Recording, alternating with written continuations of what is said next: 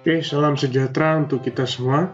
Di video ini kita akan membahas topik tentang perubahan materi. Ya, jadi perubahan materi itu nanti ada dua, perubahan fisika dan perubahan kimia. Yang mana perubahan fisika ini tidak akan menghasilkan materi baru, sedangkan perubahan kimia itu akan menghasilkan materi baru. Oke, kita masuk ke perubahan fisika dulu. Ya, jadi perubahan fisika itu tadi perubahan yang tidak menghasilkan materi yang baru. Nah, misalnya kita ambil adalah sebongkah es. Ya, misalnya sebongkah es wujudnya cair ya.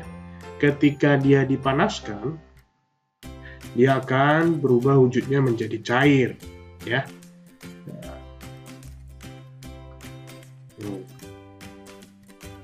Kemudian ketika dipanaskan kembali, maka wujud cair itu akan mulai menguap. Ya. Jadi terjadi perubahan wujud dari wujud cair menjadi wujud gas. Ya. Nah. Oke, namun walaupun terjadi perubahan wujud, di situ tidak ada yang namanya perubahan materi. Nah, sekarang kita lihat dari masing-masing wujud ini, mulai dari wujud yang padat yaitu es tadi. Ya. Kalau kita lihat nanti, kita bandingkan ketiga wujud ini, susunan partikelnya kalau yang wujudnya padat itu pasti sangat rapat sekali. Ya, dibandingkan dengan wujud cair nanti agak renggang sedikit dibandingkan wujud yang padat. Dibandingkan lagi dengan wujud yang gas itu lebih renggang dibandingkan wujud yang cair.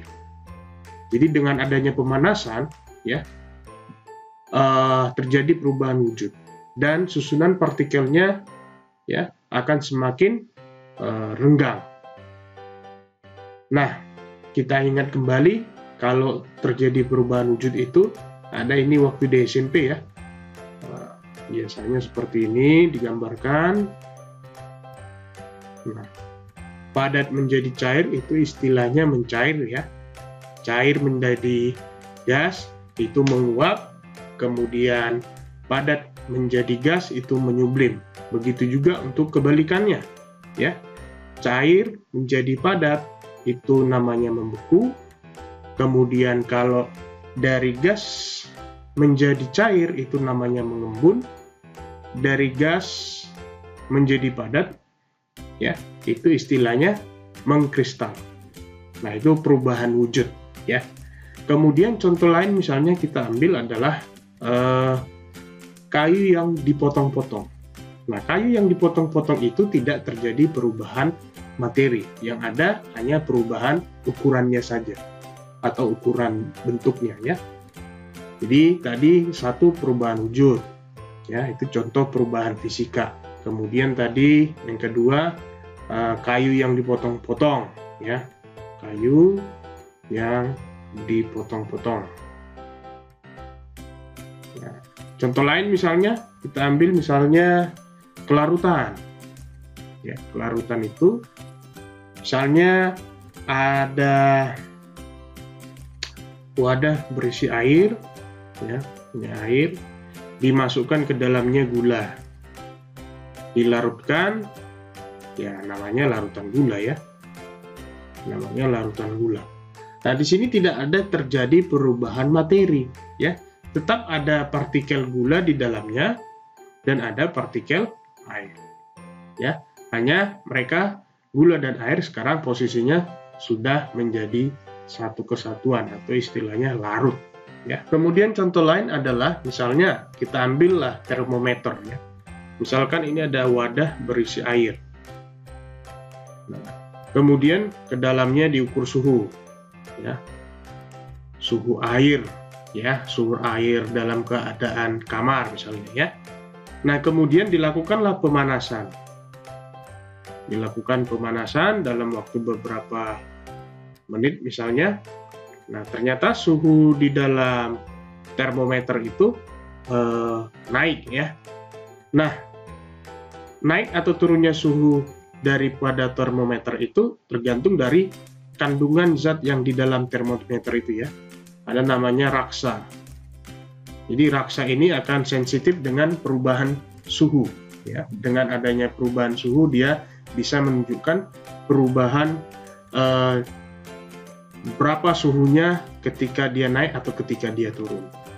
Nah, dengan adanya pemanasan, raksa itu tidak terjadi perubahan, ya. Jadi mau dipanaskan, mau didinginkan pun nanti tetap yang di dalam termometer itu tidak terjadi perubahan materi. Tetap raksa ya tetap raksa. Oke, yang berikutnya, kalau tadi ada perubahan fisika, nah ada juga yang namanya perubahan kimia. Ya, perubahan kimia itu perubahan yang menghasilkan zat baru. Kita ambil contoh, ya, mungkin di video sebelumnya sudah pernah dicontohkan.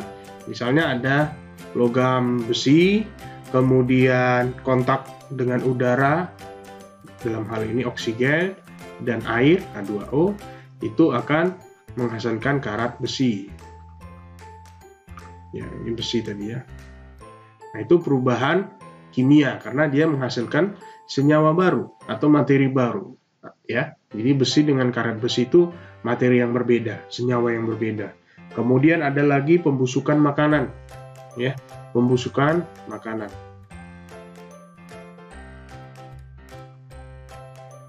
Misalnya dicontohkan susu yang membusuk, ya.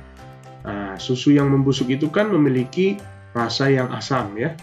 Nah, kalau susu yang masih segar kan tidak asam. Nah, itu menandakan terjadi perubahan materi. Contoh berikutnya yaitu adalah pembakaran. Ya. Contoh berikutnya adalah pembakaran. Nah, contoh misalnya adalah gula. Gula kalau dibakar itu akan menghasilkan senyawa karbon, ya, dan air.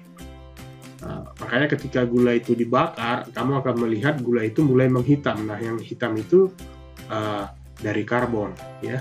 Nah, kemudian ada uap air yang nanti dihasilkan daripada pembakaran gula tersebut. Oke, contoh berikutnya yaitu penguraian air oleh listrik, ya, atau istilahnya elektrolisis.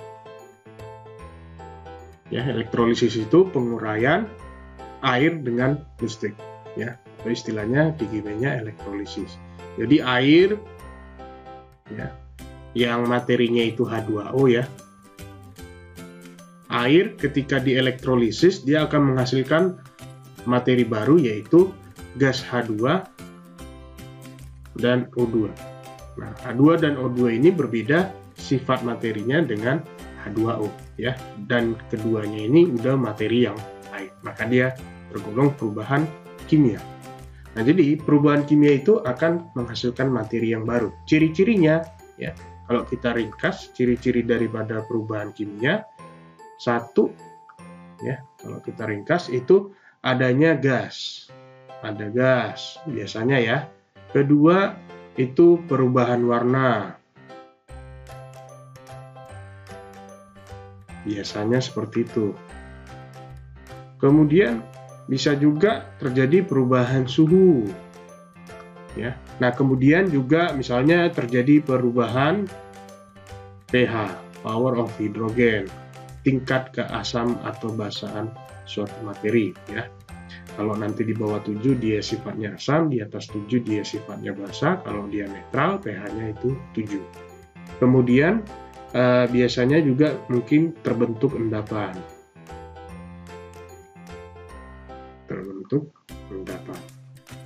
Nah, ini beberapa ciri-ciri daripada perubahan kimia, ya.